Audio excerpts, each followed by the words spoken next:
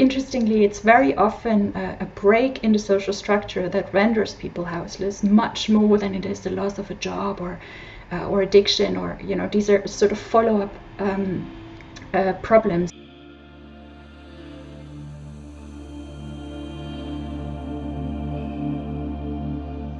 Hello, and welcome to Locked Up Living, a podcast which looks at resilience in challenging organisations, such as, but not only, prisons and hospitals for mentally ill prisoners and patients. My name is David Jones, and together with Naomi Murphy, I present your Locked Up Living podcast. Luisa Schneider is an assistant professor at the Free University in Amsterdam and a research partner at the Max Planck Institute for Social Anthropology in Halle, where she leads a research project on intimate relationships, privacy, violence, and the state-citizen engagement among unhoused persons in Germany. Overall, she is interested in examining the frictions between people's theoretical rights and their practical realisation that arise from the divide between private and public spheres through the politico-legal separation between home, house, and street, and through conflicts over which areas of life the state may regulate, and which matters are considered to be inviolable. She has carried out research in Europe and Sierra Leone since 2011. Thank you. Hi Louisa, really pleased to meet you, and thanks so much for joining us today for this conversation. You've researched several areas, including you've researched in Sierra Leone and Germany, but you've also explored the discipline of anthropology itself. And today we want to focus on your work with homeless people mainly, but perhaps we could begin with you telling us how you got to this point in your career. Of course, yeah. Thanks so much for having me, first of all. And so I think, generally I'm interested in intimacy, violence and law. So I've always explored questions around these kinds of frictions between movements which push towards greater rights, or kind of taken for granted notions of how people live and what sort of basic rights they need and they enjoy, and then the lived experiences on the ground. And I mean, for many years I've been really struck by the fact that we have both, in Western Europe, we have both a very well-functioning aid system, or so we claim, and at the same time we have a problem with houseless individuals that is steadily growing. And there's different explanations for this, of course, but when you look at the side of research and also at the side of policy, people are very much interested in finding out, what puts people on the streets, like kind of capital movements or lack of housing or more short-term jobs and these kinds of things. But what people don't really explore is how, when somebody's on the street, they can claim basic rights and protections like intimacy, privacy, family life, children, and so on. And that's what's really interested me, and where there's a kind of continuation from my very early research, where I followed asylum seekers, and then I did research in Sierra Leone with people who had been imprisoned for sleeping with their girlfriend, their intimate partners, but that was not legal. And so it was always this kind of question, what happens when your life doesn't fit the kind of box that it needs to fit in order to claim certain rights and protections. I've been doing this research since 2018 now, so it's going on 3 years. Maybe so much for now. I'm so struck actually by what you're saying in terms of that, is that we do tend to view people within the homeless population, we do view them through that prism of what's contributed to their situation and their histories of trauma, that sort of thing, and don't think that much about their needs for intimacy and privacy. And I suppose there's something quite striking about your free thinking ability to come up with that as a novel area that's richly deserving of exploration. I wondered how it is, why you've managed to buck against the trend and come up with something that seems quite innovative, or very innovative? So I think this is largely not due to me, but due to anthropology as a discipline. So I take this idea of long-term engagement with people very, very seriously. So of course I had my kind of core areas, right? Which is intimacy, and broadly speaking, intimacy is about much more than we think it is, right? It's about family life, it's about love, it's about privacy. And so I was interested in how people who are on the streets can live this. But then, I mean, for the first year of my research, I spent day in and day out with the people I would then be doing research with and alongside, and I tried to figure out what matters to them and how. And only then did I understand this fundamental disconnect, right? It wasn't clear to me.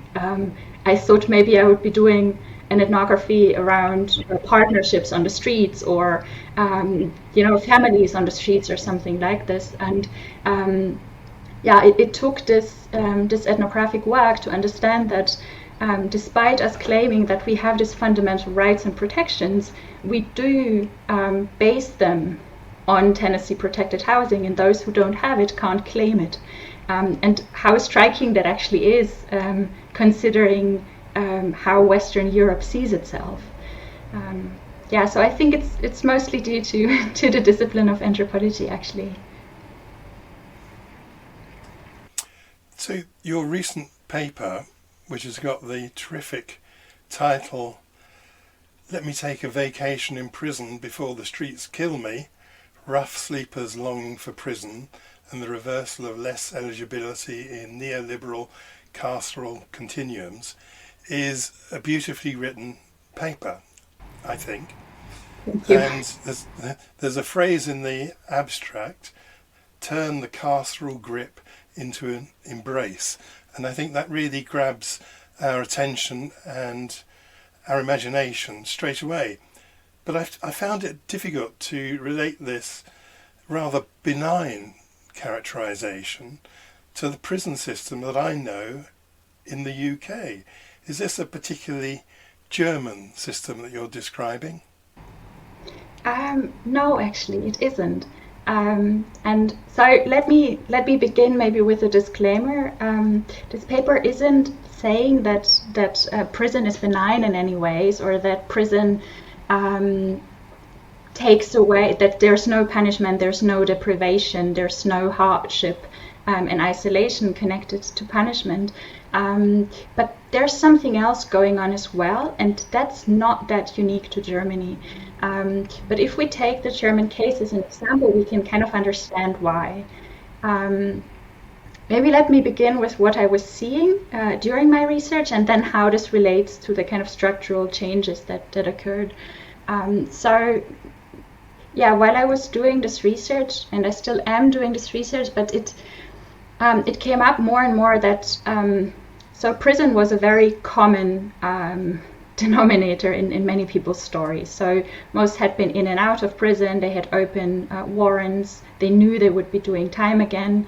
And I thought that this would be extremely difficult for them, and they would, do their utmost to avoid prison. But actually, many really didn't.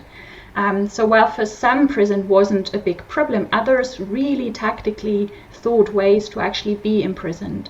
So they would exchange information about where ticket controllers are in the tram, so that they would get caught, so that they had, they accumulated fines, so that they needed to go to prison. They would stage fights in public when they knew that police would be nearby in order to be caught. And there were all these things going on, and I just couldn't ignore it. And so I began to ask what is happening here, and why do these people seek out prison? And there's two contradictory trends. One is that within the penal system, we have a move towards rehabilitation, right? So this predominant idea of prisons as places of deterrence, it's still around, of course, but the main aim is rehabilitation, which means that actually in prison you have an aid system that comes together, right? People who enter prison, they're medically insured, they have access to social workers, they have access to probation officers later on. They can, if they so want to, set the steps to exit houselessness. For instance, if they want to find housing again, or if they want to find work again. Most work in prison as well, so they do also save some money. And there's a contradictory trend that is happening within the aid system, and that is a trend towards responsibilization, where in the current climate we say that all the aid is there, so if you're on the streets, it's your own responsibility, and to find a pathway out is also your own responsibility. Now, of course, you also have all the different aid institutions that you need there, but they're fragmented. You need to seek them out, you need to find them, and you need to actively look for help. Many people who are on the streets are not able to do that. So for them, paradoxically, when they end up in prison and this structure is there, they then begin making use of it. And I've documented many stories where, for instance, people with health issues, they didn't have proper insurance outside because they weren't registered, or for whatever reason, they couldn't claim the treatments that they needed outside, but they then got them while they were doing time. There was also family reunification stories and all of these things. So I think on the one hand, it's a very particular case, right? It considers and concerns rough sleepers who are already marginalized within society, who are dependent on aid, and who are already not really living in normative society. And it considers shorter prison sentences, right? So this is 30 days up to 3 years, and not really, really long sentences with really long criminal records after. But it's really something that that also when I talk to colleagues now, that is a story that that does also accompany imprisonment. That for some people it's a bad thing, but it's not only a bad thing. And I think this is really something we need to take very, very seriously.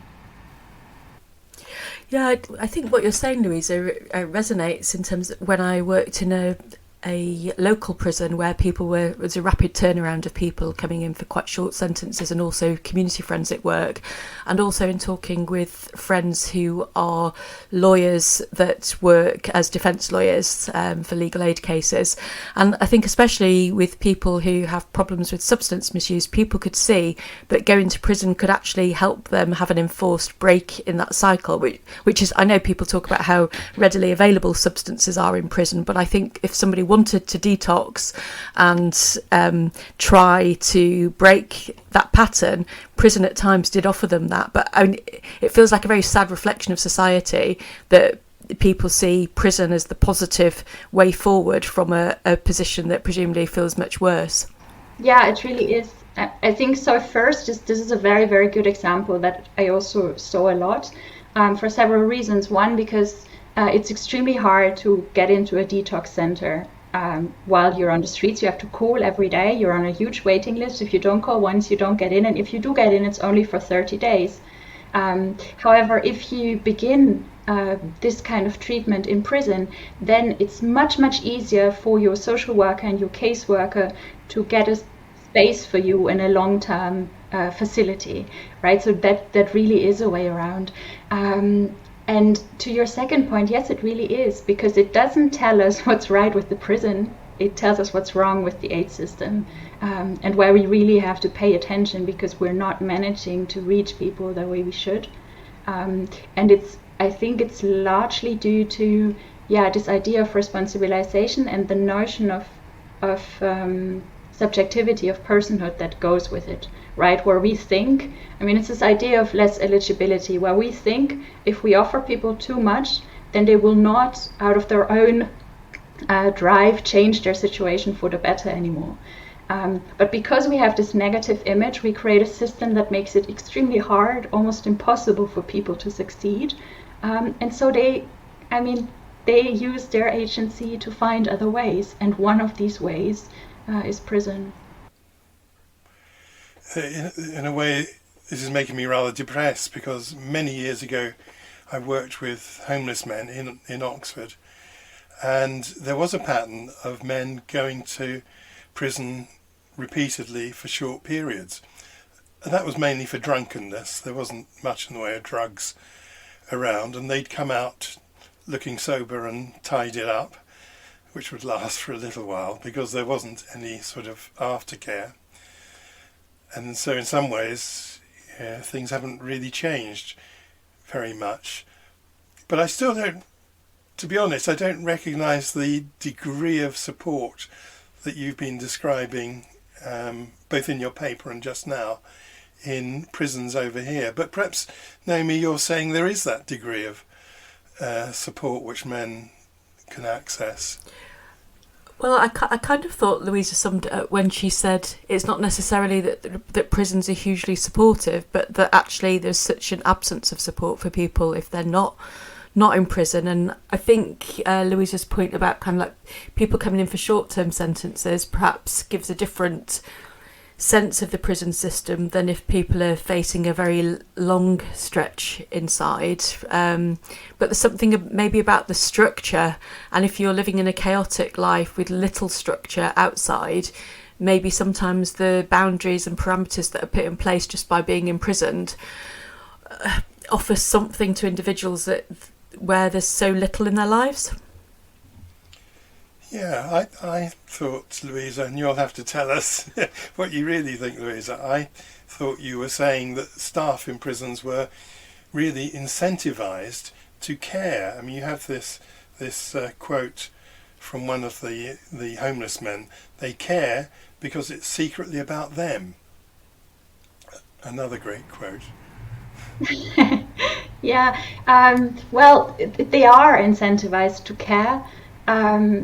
Because, since the penal system rests on this idea of rehabilitation, if they fail to rehabilitate people, then the prison system also fails, right? So in some sense, the critique that rough sleepers are making here is, suddenly they're there and they want to work with us, but it's not because, out of the goodness of their heart or because suddenly they realize our plight, but it's their job because they have to justify why they're putting us away, and they're justifying putting us away by way of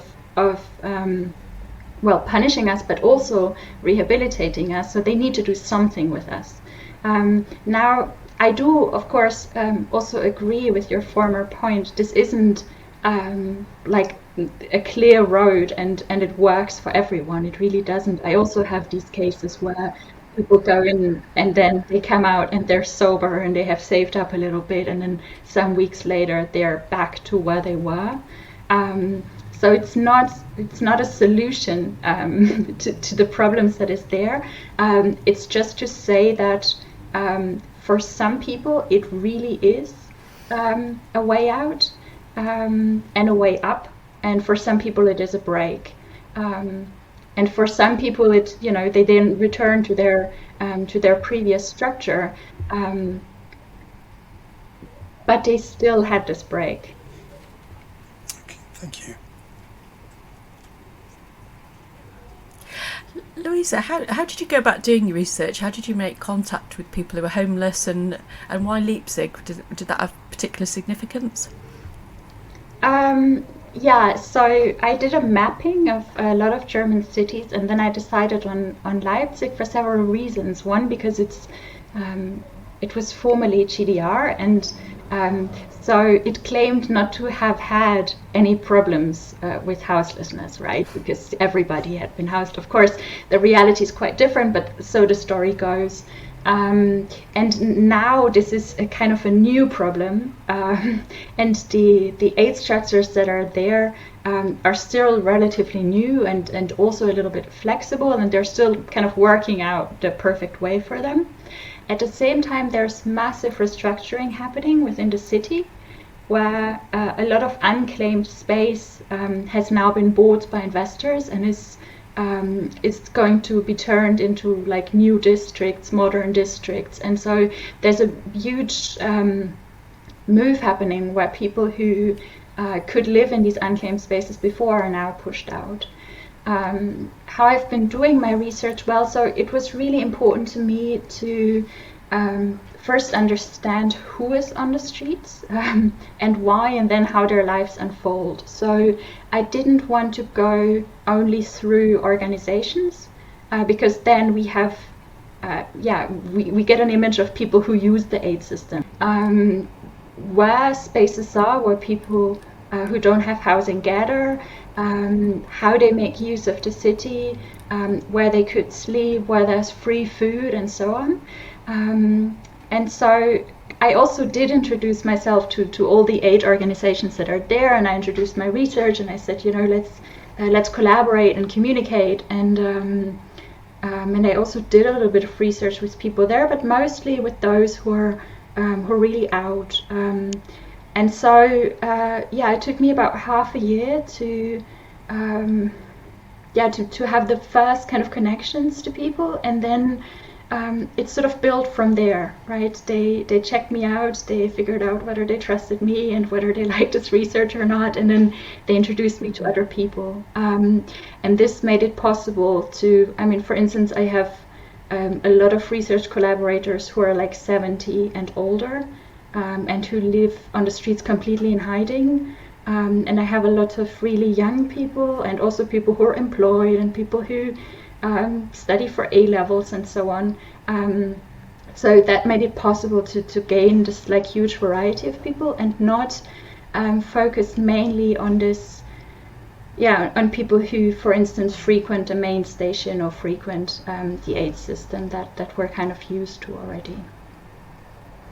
Sounds like you're really speaking of the need for quite slow, patient work, and how valuable having a build-up of time is in building relationships if you want to hear people's stories and get to grips with it. Because I guess quite often when research projects happen, there's a wish to have a kind of like a quick fix, of research, and quickly make contact and quickly get results and be able to turn that around. My guess is that your discipline encourages that way of working, but is that something that you found a challenge in terms of having universities on side with doing that kind of slow, painstaking work? It really is, because research is becoming faster, and right, we now have this idea that like you have your PhD research, which is like, in anthropology, you have 12 or 18 months, and then after that it's usually shorter projects. But I realized really quickly that both with the themes I'm working on, so if you really want to talk to somebody about intimacy, it's not going to be possible when you don't really know them and they don't really trust you, and you sit down and you're some stranger and you're asking them about like the most intimate details of their lives. And I also really believe that, so I'm working on social issues, and I believe that if we want to understand something, properly understand something, we need to give it the time. And so this is what I've always argued. And luckily at the Max Planck Institute, I found the support I needed to do that kind of research. And I'm also realizing now, it's almost 3 years, and I have these connections to social workers and to the city and so on, where now that I have spent all of this time and I can say something about parts of these people's experiences, I then also become an asset to people who are trying to figure out how to make the system better, or why they can't reach people, or why things don't work. So I think in some ways it is, of course, an investment. But I do believe that with topics like this, we need to spend the time, and then it also, I mean, it should pay off in the end, hopefully. And can you tell us something about the research findings that you've come up with, and also where you see that going forward? Yeah, I mean, so in terms of understanding how people live privacy and intimacy, it's really the case that people cannot, which means that based on this aid system that individualizes, it is really impossible for people on the streets to, if they want to go through the aid system, to live relationships, to live family life, to hold on to their children. And this causes a multitude of problems. One is that many people decide to stay on the streets but stay together rather than going through the aid system. People hide their status, especially if they have children, or they stay in situations that are extremely unhealthy. For instance, violent relationships and so on, because they know if they would leave that space and they would declare themselves as being houseless and in need of support, they would lose custody of children. So what I've been trying to do also in communicating with social workers and practitioners is that we need to get rid of this individualization. Within the aid system, we need to have a system for couples, for families, because otherwise you're losing all of these people. And you are, interestingly, it's very often a break in the social structure that renders people houseless, much more than it is the loss of a job or addiction, or, these are sort of follow-up problems to that break. And if you create an aid system that upholds this, then you're not getting out. So that is one thing. And the other thing is that when it comes to this issue with imprisonment, I'm trying to build a bigger project that looks more closely into what really happens, also with like more long-term sentences. And trying to follow people as they move in and out of prison. But what I've already been doing is, speaking to probation officers, sharing this kind of information. And I mean, it's not like lawyers know it too, judges know it too, right? Because they have these people in the courtroom again and again, and they're trying to keep them out, and they don't want to stay out. And they come back. So here we're trying to find solutions for maybe offering them in collaboration, for instance, with there's organizations who offer healthcare, helping them understand that people in need of treatment also need treatment. It's a basic right. Don't let them go to prison, because the social costs of this are much higher in the end to all of us. Right, and then a third thing that I've been doing is, of course, the pandemic happened, and that made it imperative to very, very quickly understand where people are and what people need, and also what we have to do in order for houseless people to actually use services. And so there we created between the entire aid system a kind of network where we then decided how to react, and where actually a lot of changes within the aid system were made, also for the first time based on what rough sleepers actually said they want and need, because then it became a public health measure. So where now the question is which of these changes can actually stay, and how might we save something for the future. So it sounds as if you've become something of an activist as well as a researcher. Is there any conflict there? I think it is, if you're trying to push through your own ideas, because very often they get what I'm learning in my research a lot is that I have my own ideas, my own opinions, and then they get stamped upon. And that I can never unlearn. So yes, I think I am. I mean, I'm doing socially relevant research, and I'm also trying to help it trigger social change. But I'm not supposed to be the a person whose voice matters here. I'm just the one who transmits the voices that are not very often heard, or that don't make it to the table, or that may not want to speak out themselves. Yeah, so I am active, but hopefully not not based on my own ideology, but based on the data that I've gathered.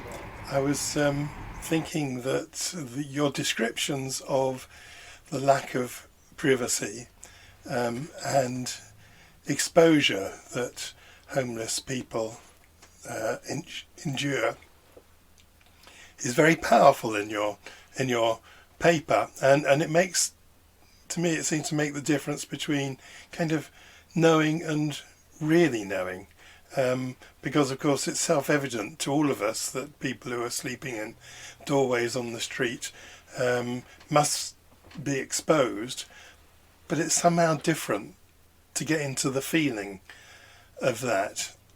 Do you see what I mean? Yeah.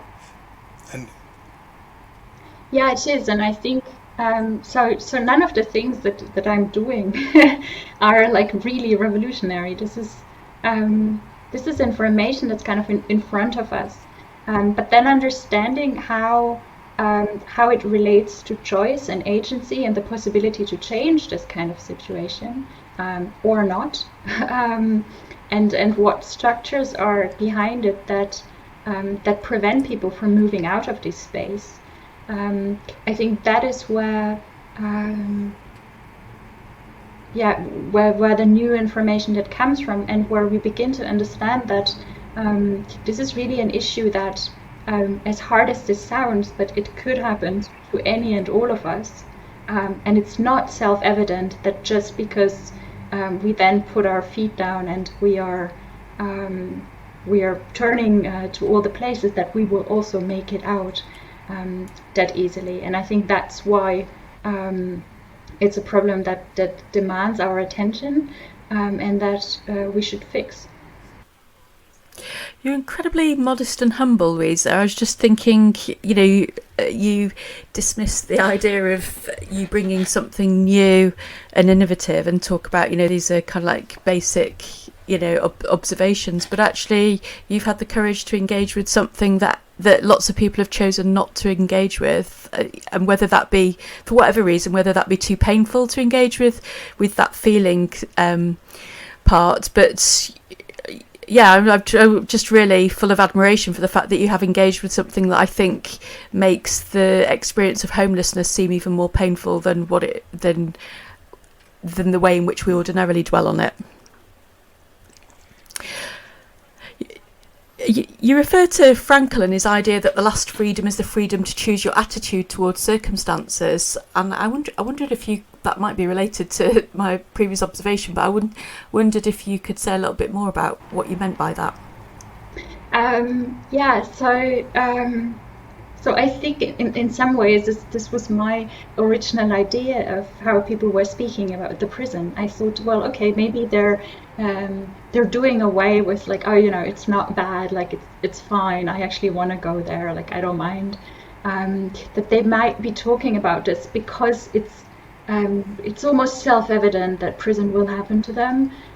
They can't really escape it, so maybe they are claiming this plight as their kind of agency, as their will, and they're living accordingly.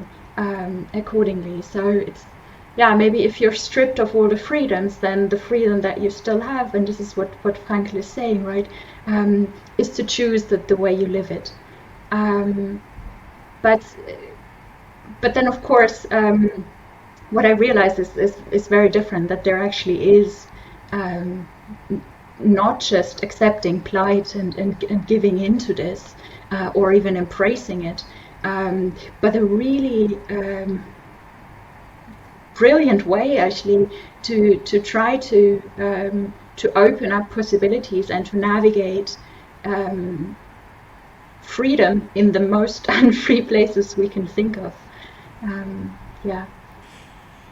Your descriptions of street space are very powerful and frightening, and yet you also describe a sort of fellow feeling and community. How far are homeless people able to support each other?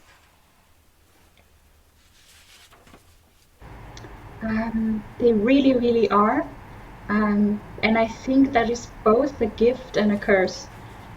So there is, of course, people who live on the streets in isolation and who live in complete hiding, and then they usually don't have this support structure.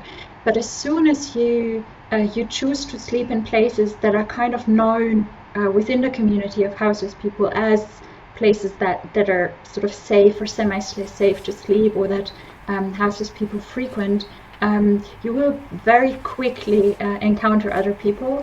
And there are massive support chains for to enhance safety, to enhance protection, to make a living in these circumstances, right? Some people are better at making money, other people are better at building shelters, and very often I think there's a huge acceptability of people's differences.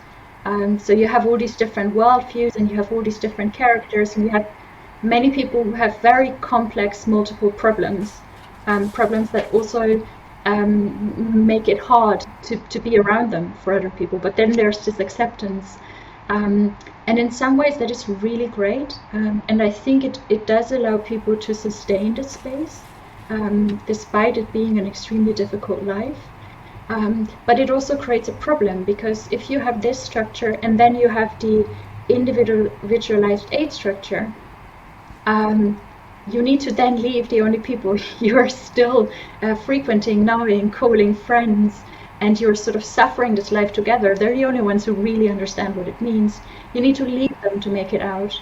And what I've seen quite a lot is that people who then do make it out and they have a roof over their head, they have their own apartment, they either go back to the main station or the park or every single day, or they don't stay in this space long and they leave it again, right? Because there's this idea, right, that like home isn't just, it's not just where the key fits, it's not just where you have four walls, but it's actually where you feel socially accepted and integrated. And so I think this community results out of a larger social marginalization.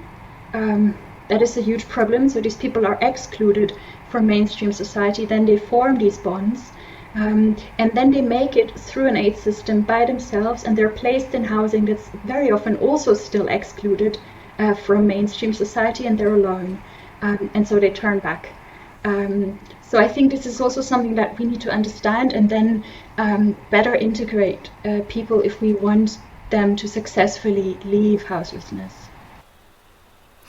Yeah, as you were talking, it really made me think about how much we focus on things and giving people things in order to try and help them, when actually what you're speaking of is that human need for belonging, and that doesn't get given emphasis and weight and effort thrown at it in the same way, does it? Probably because it's a lot harder to solve than somebody physically needing a flat or what have you, but yeah, powerful. Yeah, it really isn't. But I think at the same time, it's also, we don't need to like radically restructure society in order to improve things like this, right? We just need to think the aid system a little bit different. Like, for instance, don't move people into these humongous flats at the outskirts of the city where you have only other people who had been in similar circumstances. Use scattered housing principles, right? And immediately you have a person that is integrated into a neighborhood. Maybe don't just have people like work with social workers who, you know, it's their job and you need to do that, but maybe give other groups a chance to come up with projects. I think there's really small ways in which we can tweak this, but it's true. It's a very easy thing to think, okay, what does a person need? A person needs 416 euros a month, a person needs access to the internet, a person needs access to a shower, a person needs a roof over their head. Okay, but many people leave this for people because that's ultimately more important to them. So we must consider this. So you've begun to answer this question already, Louisa, but I wonder what you think the implications for policy development and maybe training are through your ongoing research. Okay. Maybe I just add on to what I was saying before then. So I think for policy, there's all these. Well, first, there's already great principles out there that we can kind of build upon. One thing, of course, is this idea of housing first. Though, right, where you take housing as the basis for addressing and overcoming social issues, and not as a kind of reward that you work towards. Another thing, of course, is to think about how we can close this gap between mainstream society or housed people and houseless people, and whether we want to encourage houseless people to use systems that are already there. Like, for instance, these social eating places, or the possibility to go to the theatre, or whether we can dock on with quite simple things to reintegrate. When it comes to prisons, and how we can break this notion that people go into prison and then face this deprivation of liberty and the records that come with it, just to get a chance. I think here it's really imperative that we understand how fragmented the aid system actually looks for houseless people, and how difficult and sometimes impossible it is for them to understand where they must go for what. Now, there's no need to put the aid system back together, but we could give people a roadmap that helps them understand where to turn to for what. I mean, sometimes it's as simple as that, right? And we must increase communication between these different aid structures, like, for instance, the healthcare system and the houseless system, or family support units and the houseless system, right? Because then people choose one or the other. And so in doing so, we would close these gaps that make people fall through, and we would take away this need to go into prison. So this is, I think, mainly what I'm trying to communicate. And I think my last message would be that if you really want to understand what's wrong, then ask somebody who's affected by it.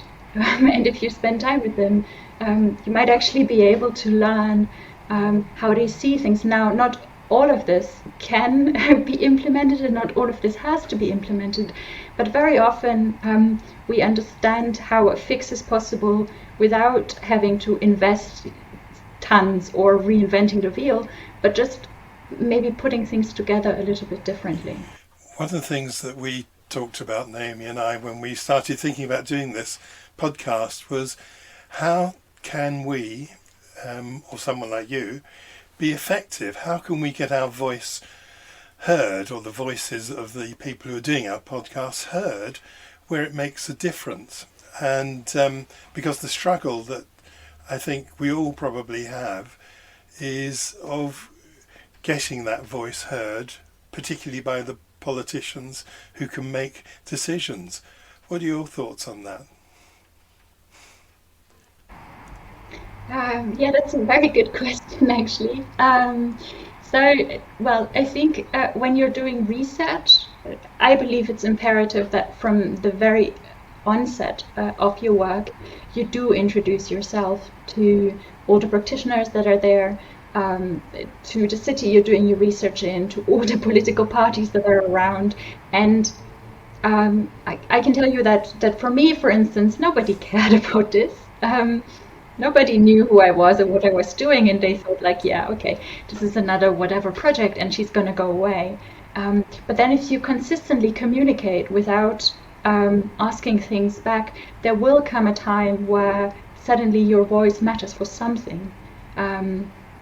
Right? And so I believe that we have this problem that there's this gap between academic work and the world, when really there shouldn't be, and it's hugely our fault, right? We created this. So I think it's very good to think not only, okay, how can we advance academic debates, but how can you in a very straightforward way communicate what you're doing and why it matters, and then consistently communicate to whoever wants to listen or doesn't listen.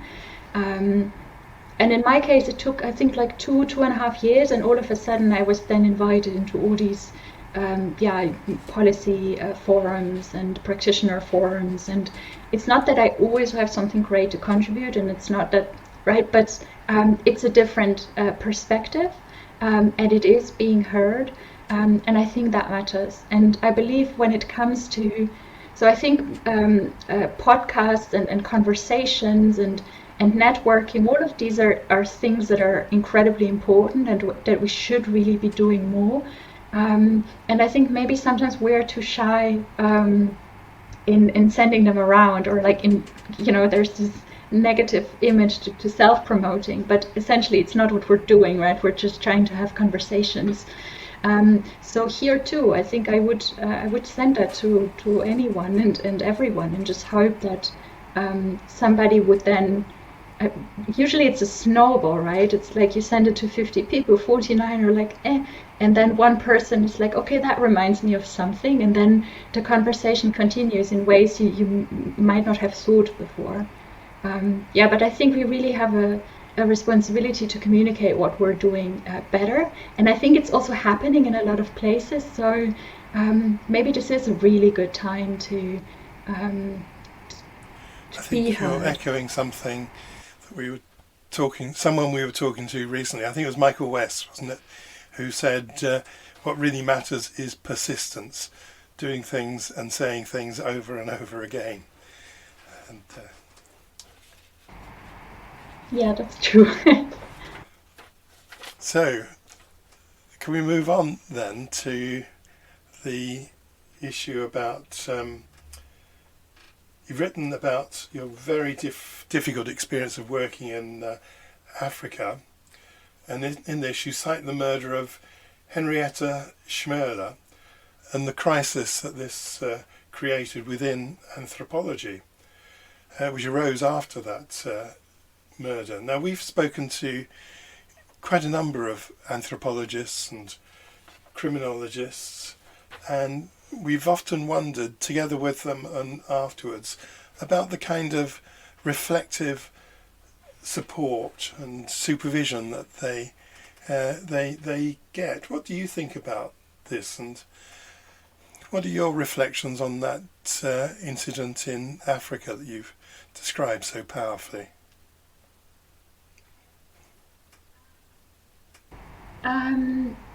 Well, so I think that one big problem that we're having is that we are creating a kind of system of care and a system of preparation and a system of managing risks, trying to avoid risks, managing our own safety and the safety of those we do research with, and all of that is crucially important.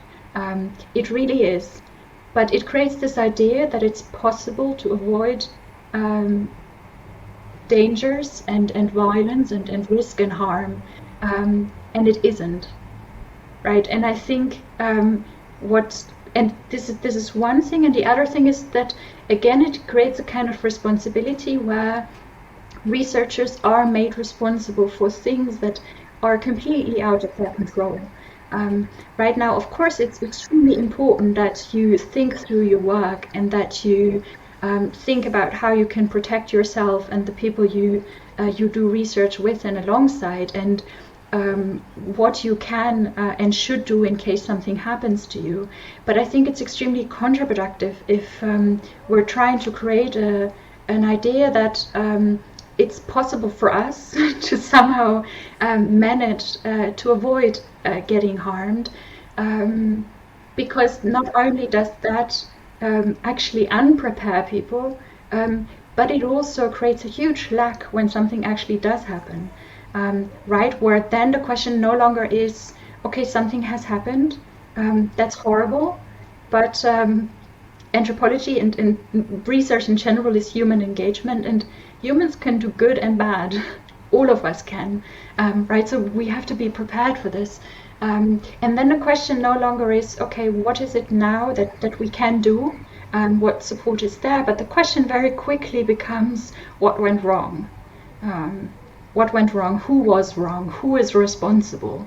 And because of this management system, we have turned our institutions into places that need to defend themselves as well, right? Okay, it wasn't our responsibility. We weren't at fault for whatever happened there. And so they defend themselves very often by putting researchers in the position of responsibility. And I think both of these things are really wrong and very problematic, and we should counteract them. And I think this is also what happened with this murder, right? That in order to so the conversation wasn't so much around, okay, this horrible thing happened, that is very bad. How can we think about the work this person has done and what it means and how we can build on it? But it was very quickly an idea of this creates the illusion of a very dangerous world that we need to somehow control. How can we control this? We can control this by trying to understand what went wrong, which then also means by trying to understand what she did wrong. And then there were all these conversations around, exactly what she did and what of that was good and what of that was bad and what of that should be taught differently. When really it should have been much more about the work that she's been doing and the very sad fact that these things do happen, though not as often. I mean, it's not that we go out there and we're always hurt, but we can get hurt. And then the question is, how do we deal with that? And how do we create support systems and management systems that allow us to speak up and speak out about what happened without fearing that this will destroy our legacy or it will turn us into people who are at fault and who are not capable of doing their work. Because if you're doing this, then if you're opening these channels, then you are actually creating more safety in the end, right? Because people can say when they're not comfortable, when they're not well, and they can gain and get the support that they need, rather than silently trying to navigate through things that are extremely difficult. It was such a powerful paper, Louisa, really very powerful, and I think has a lot of direct relevance for people working in the criminal justice system, actually. So that sense of if people are assaulted, if staff are assaulted in prison, that kind of like sense of victim blaming that happens in order to, like you say, create less responsibility for the institution, that if it's the individual person's fault, then the institution doesn't have to take blame, and also so that, as you just mentioned, so that other people feel more safe, because actually if they accept that they could be assaulted at any point in time, that's really scary to be at work. But it also made me think of other ways that the criminal justice system tries to reduce risk rather than think about engaging with risk in ways that might be proactive and useful. So for instance, in the service that I work in, we'd often get men who would have written on their files not to be left alone with a woman because their offence has been against a woman and they've behaved in ways that have been considered dangerous to women whilst in prison. But actually, for us, a significant part of treatment has been the importance of creating safe enough circumstances for the person to be able to engage with a woman, because if they can't engage with a woman, you end up with a sterile service where you can't actually see the man's risk and danger. So I think your paper really amplifies our experience of doing the podcast, that actually it's really important to listen to people who are talking about subject matter from quite diverse areas at times, because you can really learn some really valuable lessons and pick up some key learning from people that are operating in quite different fields. So anthropology does feel quite different in some ways, and yet your paper on sexual violence during research is really very profound and very important, I would say, for people to be reading. So I was just going to say, because we have spoken with a number of anthropologists over the months that we've been doing this, including Andrew Jefferson, who I think you worked with a bit at Dignity. I was going through your list of publications earlier today. Yeah. So we had a great conversation with him too. But again, we were struck by how lone and difficult the work that you do is. And so we wondered, how do you look after yourself? What kinds of things do you do or read or listen to that give you emotional sustenance? I think that's also a great question. Well, one thing is that I chose to work on very difficult topics, and I knew that it's not going to be easy. So I did negotiate with Max Planck that I have regular supervisions. And that was, in the beginning, that was a bit of a difficult process because they weren't quite clear why, why I would need this, and it wasn't that usual. But I think it should actually happen much, much more. Also for the reasons that Naomi was just outlining, right? It can also happen when we transcribe data or when we listen to difficult interviews, or you never know the space in which it catches you. So I think it's important to be proactive about this. Another thing that I do, it's a very small thing, but I try to end every day with something positive. If there was a lot of death in the field or there was a lot of pain in the field, then still, no matter how difficult it is, I try to do something good. And if it's just taking a walk for 10 minutes or talking to a friend or something like this. And I think two more things. One is that because my research collaborators and I are sharing the space, they also really look after me, which is something that I'll be forever grateful for. But that also gives me a lot of strength, not only hearing their stories and hearing their suffering, but also understanding that the kind of human kindness that is there, and the in their very difficult circumstances, the ability to think about how I'm really privileged, right? How I might be having a difficult time with something that's really. And another thing, a final thing I'm trying to do is communicate. So both with the research I'm doing and also with this notion of like safety and sexual violence and generally violence and harm. So I'm trying to create spaces for students and for upcoming researchers where we can have conversations about this before we do research, while we do research, and after we do research, so that there's no longer this idea of the lone wolf, right? And that doesn't mean that you can. Many of the things are confidential that happen in the field, and you can't share them.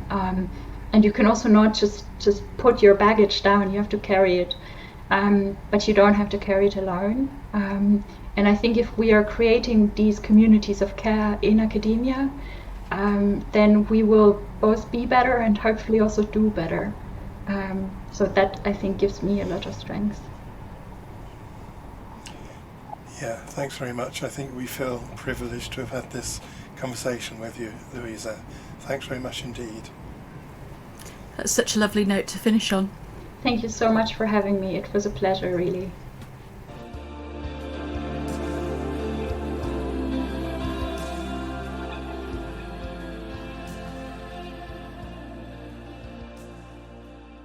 That was a really thought-provoking interview with Louisa, touching on themes that we often don't think enough about, I think, in terms of homeless people, and just that idea of when people are excluded from society, giving them a home doesn't transform them into belonging, and why then people perhaps then leave that home in order to leave for people, because the system doesn't really allow, doesn't take into account people's relationships, does it? And also kind of like reminded of how polyvagal theories taught us that we need others to co-regulate ourselves into psychological safety, and if we're undermining those relationships and attachments, we're kind of asking people to choose between, physical comfort and emotional comfort, which must be a really difficult choice to make. Yes, and I thought she gave us a really good description of the anthropology process.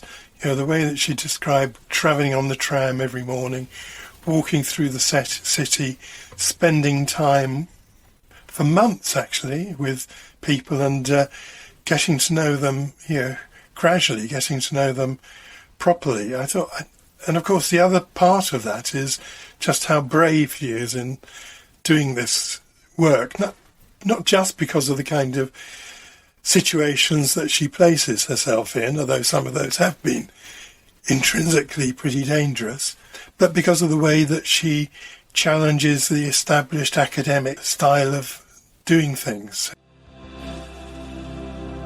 Many thanks again to all of you who have listened to our Locked Up Living podcast. Feel free to mention this to your friends and to your colleagues, and give us feedback on our webpage lockeduplives.com and our Twitter account Locked Up Living. Many thanks too to Pete and Rach, who kindly allowed us to use their music. You Have Called Me Courage, and this is available from all the usual outlets.